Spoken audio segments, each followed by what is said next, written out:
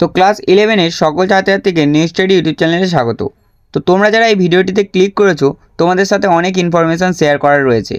তোমাদের একটি নতুন সিলেবাস তোমাদের অ্যাড হবে এবং তোমাদের যে প্রথম এবং 3 নম্বর সেমিস্টার হবে, অর্থাৎ 12-এ ওঠার পর তোমাদের যে প্রথম পরীক্ষাটা হবে সেই পরীক্ষাটি এবং তোমাদের 11-এর প্রথম পরীক্ষা, এই দুটি সেমিস্টার যেহেতু এমসিকিউ প্রশ্নভিত্তিক, তাই তোমাদের এই এমসিকিউ প্রশ্নের উত্তরগুলো কিভাবে লিখতে হবে এবং তোমরা যদি একটি প্রশ্নের একটি উত্তর সঠিক দেওয়ার পরে আবার যদি সেটা মনে হয় যে সেটা ভুল দিয়েছো, সেটাকে ঠিক করার জন্যই বা কী করবে, সেই সমস্ত প্রশ্নের উত্তর নিয়ে তোমাদের সামনে আমি চলে এসেছি।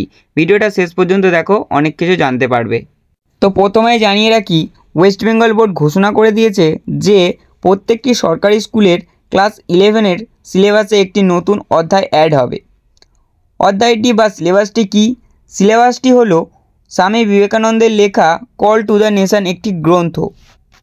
এই গ্রন্থটি তোমাদের স্কুল থেকে বিনামূল্যে দেওয়া হবে এবং এই গ্রন্থটি তোমাদের পঠন পাঠনও প্রতিদিনই প্রায় হবে।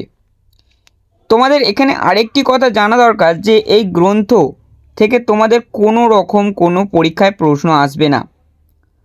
এবার অনেকের মাথায় প্রশ্ন আসবে যে যেহেতু এটা থেকে কোনো পরীক্ষায় প্রশ্ন আসবে না, তো আমাদের এটা অ্যাড করার কি দরকার ছিল? একেই আমাদের সিলেবাস শেষ হতে চাইছে না, তার ওপর আবার এক্সট্রা আমরা কিভাবে এগুলো শেষ করব? তো পশ্চিমবঙ্গ বোর্ড ভেবেছে যে যদি এই গ্রন্থটা সকল ছাত্রছাত্রীকে পড়ানো যায় তাহলে ছাত্রছাত্রীরা নতুন কিছু অনেক শিখতে পারবে। সেই জন্যই বোর্ডের এই সিদ্ধান্ত এবং আমার মনে হয় যে বোর্ড একটি সঠিক সিদ্ধান্ত নিয়েছে, তাই তোমাদের এই সাবজেক্টটি অ্যাড করা হয়েছে। তো এবার তোমাদের 2 নম্বর প্রশ্নটি হলো যে তোমাদের ফার্স্ট সেমিস্টার এবং থার্ড সেমিস্টার কেমন হবে, আমরা কিভাবে উত্তর লিখব? আমরা উত্তর যদি ভুল লিখি সেই ক্ষেত্রে আমরা ঠিক উত্তরটি কিভাবে লিখব?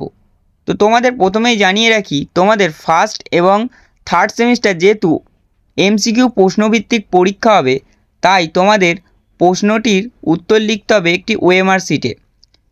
ওএমআর শিট আশা করছি সবাই জানো। তো এবার প্রশ্ন হলো যে ওএমআর শিটে আমরা কিভাবে পরীক্ষা দেব এবং আমরা যদি কোনো ভুল করে ফেলি সেক্ষেত্রে আমরা কি করব? তো তোমাদের প্রথমেই জানিয়ে রাখি, তোমাদের যে ওএমআর শিটটা দেওয়া হবে সেখানে প্রশ্নের দাগ নম্বরের সাথে 4টি অপশান থাকবে। তোমাদের প্রশ্নপত্র পড়ে যেই অপশানটি ঠিক মনে হবে ওএমআর শিটে ওই অপশানটি ব্লু অথবা কালো কালির বল পেন দিয়ে তোমাদের গোল করে দিতে হবে এবং পুরো কালো অথবা ব্লু করে দিতে হবে।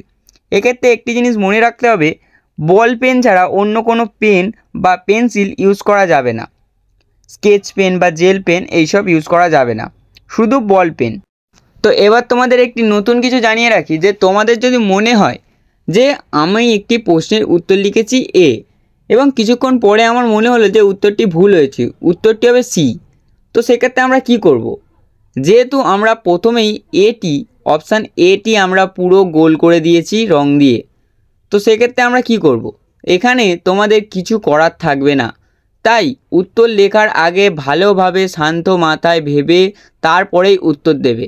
একটি প্রশ্নের 4টি যে অপশান থাকবে ওর মধ্যে একটি অপশানেই তোমাদের গোল করতে হবে। অন্য অপশানে কোনো কালির দাগ থাকলে ওই প্রশ্নের উত্তরটি পুরো বাদ হয়ে যাবে।